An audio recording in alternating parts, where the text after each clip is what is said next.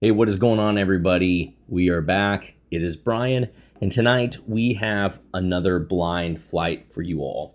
My friend Michael, he's let me try a couple of things to bring to the show here, but he has given me some sample bottles from A through F. So 6 samples of what he says are all either around 100 proof or at least around the $55 price range and under.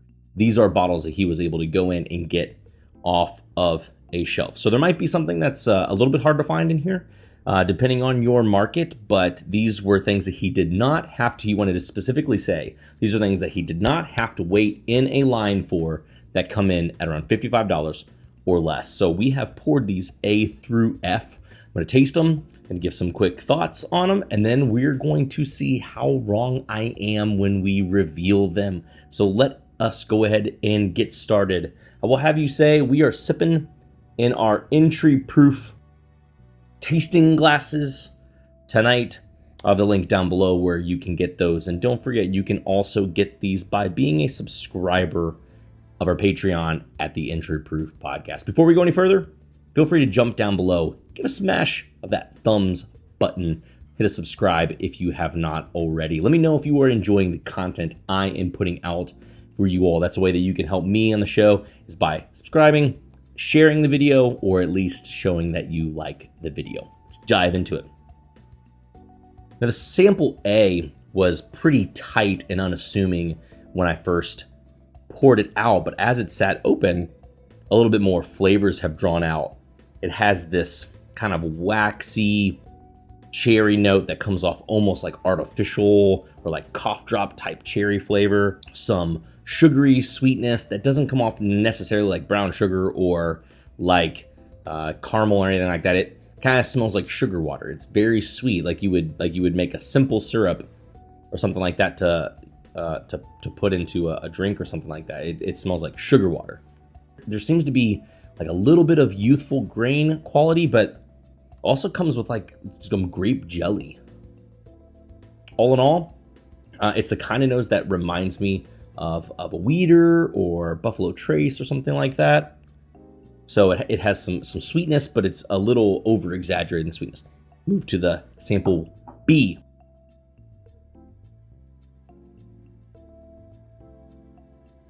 Sample B isn't all that different, honestly, but it is a little bit deeper. It's a little bit harder to find the notes in it. It still has this kind of cherry Twizzler type artificial cherry candy sweetness. It does have a little bit more brown sugar sweetness to it. It's kind of hard to tell. The nose is a little bit muted, honestly, especially compared to A. We'll keep going down the line. C seems to be a little bit more buttery. It comes off a little bit more like toffee, a little bit more like caramel, a little bit more like vanilla. So it's those sugars, a little bit of wood spice, a little bit of maybe a youthful rye spice to it or something like that. It's a little bit earthy, so it has some subtle chocolate notes to it. And it has this kind of licorice note to it as well. It's not very pronounced, but there's something about it that has this kind of medicinal anise licorice type note kind of placed in there as well. If there's fruit, there are darker fruits to it. Maybe some black fruits, some blackberry or something like that. But again, a little bit harder of a nose to tell, but it does seem like it's more in the sugar browning sweetness than A, being more on the exaggerated fruits. Let's go to sample D. D on the nose is almost like raw wood. It's got like a fresh cut grass note to it. And it's got these kind of cedary, herbaceous notes. Very interesting. We won't spend too much time nosing it because it's very, very woodsy, very herbal. We'll go ahead and move on down to E. E has a little pop of rye bread, a little bit of toast. Also has some cherry sweetness to it. Some subtle tobacco notes. Some slight darker medicinal tones to it. A little bit more sweetness kind of draws out, but it does lean a little bit on the darker side of things as well. Let's move to F. F kind of hits on some grains and a little bit of caramel. So on the nose, it seems like it might be a little bit youthful. Another one that's a little bit harder to tell what's going on in the nose as we get a little bit of a bite to it. Subtle fruit, but a little bit more kind of cherry, vanilla, and grain. Let's go to the palate. The palate of A is kind of this cinnamon red hots note. It does have some good juiciness to it that kind of pops with maybe a little bit of peach or peach candies, but then it moves into some graham cracker and some youthful grain. Orchard fruits, really pleasant, really good juiciness. It just counterbalanced with this sort of youthful grain and that graham cracker note. Let's go ahead and move to the B glass. B is a little bit strange. It comes off like a finished whiskey. It has this strawberry puree, slightly banana yogurt or banana ice cream note to it. Not as extreme as like an Old Forester or something like that, but there's something about that tastes finished. It has mainly this fragrant, kind of overwhelming strawberry and slightly floral candy note, like the strawberry candies that you unwrap that are in the like that foil that looks like a strawberry. That is what Glass B tastes like. It's got some good creaminess as it finishes, but man, that is a really weird, unique thing to find. Let's go ahead and get a glass of water and then move into C.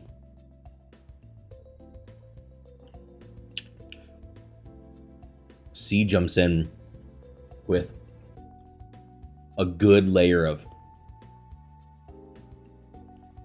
sweetness. C drinks a little softer in proof, but what it brings are subtle notes of orange, lots of complexity with oak, with some grape sweetness, with some peachiness, some toasted sugar, a little bit of leather. Man, C is very good. It kind of hits on some of the same orchard fruit sweetness as A did, but A was a little bit more vibrant and playful and youthful. C is like reserved, decadent, very easy. It has this like slightly salted peanut note to it. So this makes me think it's like a really good Elijah Craig pick or something like that. All right, let's keep moving on to D before I just drink all of C. Whew.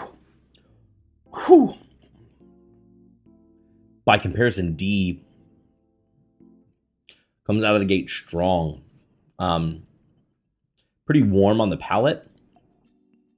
It's got a lot of these graham cracker and oak notes.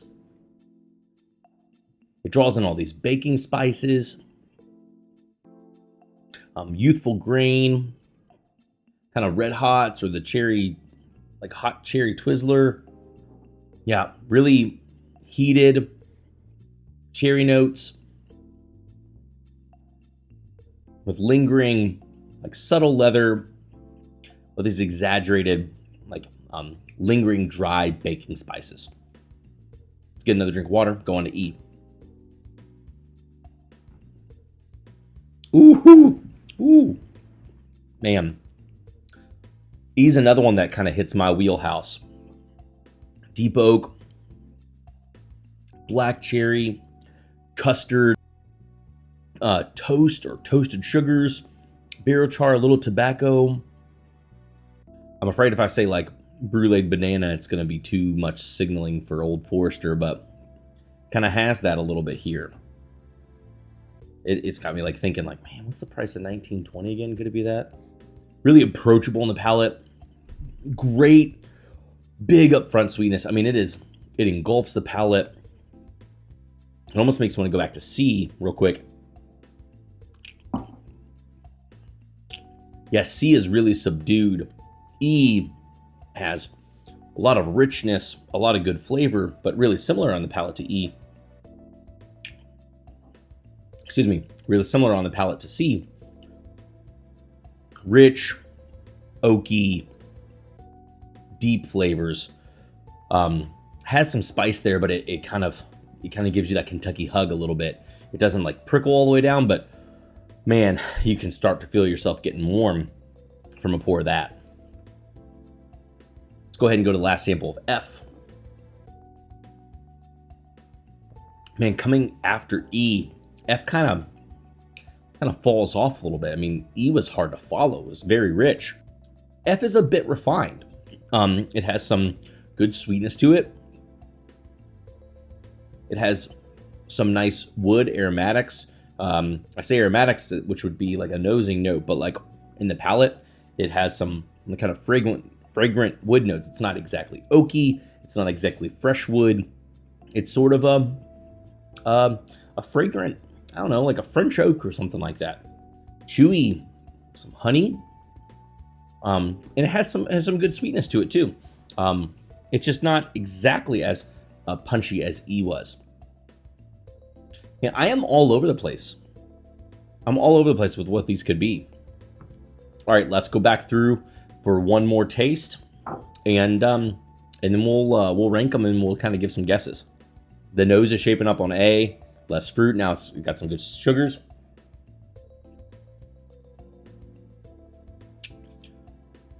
Palate, really juicy. I mean, this is straying away from Buffalo Trace to me now.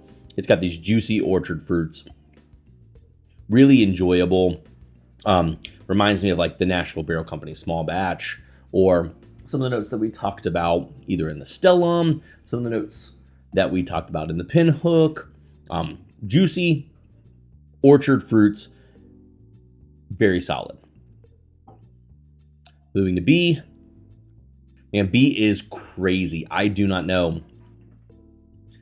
Wild strawberry, waxy, big flavor, just unlike something I've had before.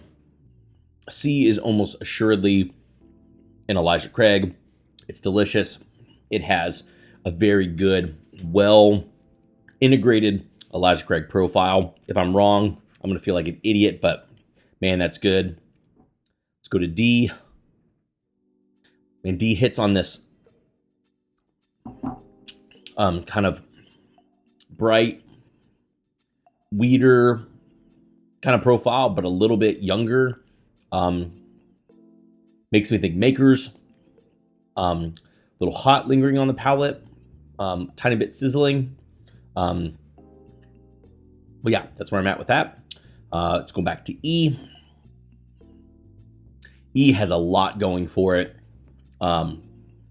Great oak, great depth of flavor. Probably the deepest, richest of all the pours out here. Probably would say the most complex. Very, very tasty. Kind of reminds me of a Four Roses a little bit. Has some elements that I guess I could say Old Forester. Has some elements, maybe I could say Barton. It's hard to say. Very good flavor. Go back to F.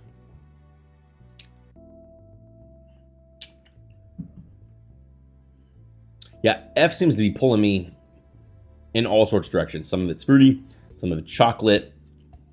Kind of crazy. If I were to rank these, I don't know if that's a point of this. I would say that E is the winner, followed by C. Let's move these over here. We jump over to A. F comes in fourth, followed by D and B. Now, this is just my ranking from tonight.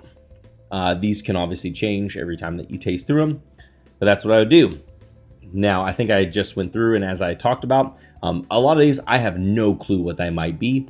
And the ones that I did think I knew, I went ahead and said it. So let's go ahead and reveal. All right, so my favorite of the batch was sample E, which happened to be a single barrel bullet from Westport Whiskey and Wine, 104 proof. Wow. It's interesting too that doing this blind, there's a lot out there about where bullet comes from with some of these well-aged barrels. But the tasting notes are similar to other things that I have tasted before. Let's look at what C was.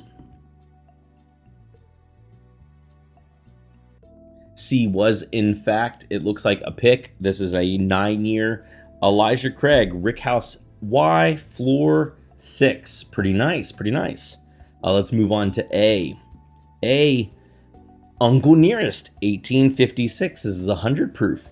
Very interesting, man. This has a lot of good juicy fruits, and I'd have to do another video or something like that to really dig into where the source of all the stuff is going. But man, really pleased with the way that one tasted. Let's move into F. F was a house blend that my friend Michael did. Looks like it was a 9-year Elijah Craig, a Peerless Bourbon, Old Granddad 114, and Dickel 15-year. Wow, that is a weird mix of things that seem to perform decently well here in the blind. Moving to D. D is Maker's 46 cask strength. This is 109.6 proof. And then that leaves in last place B, which was Chattanooga Whiskey, 111 proof. Yeah, it was just bizarre, and still kind of is on the palate. What's coming off a little bit more mapley now. Just comes off warm and so bizarre. That strawberry note is unlike a lot of things I've had before. Guys, I love doing blinds. I don't know if you guys get a chance to do blinds or have folks send you blinds, but blinds are always eye-opening for one, and it allows you to test your recollection, and sometimes allows you to see without any bias where some other things might place in a lineup.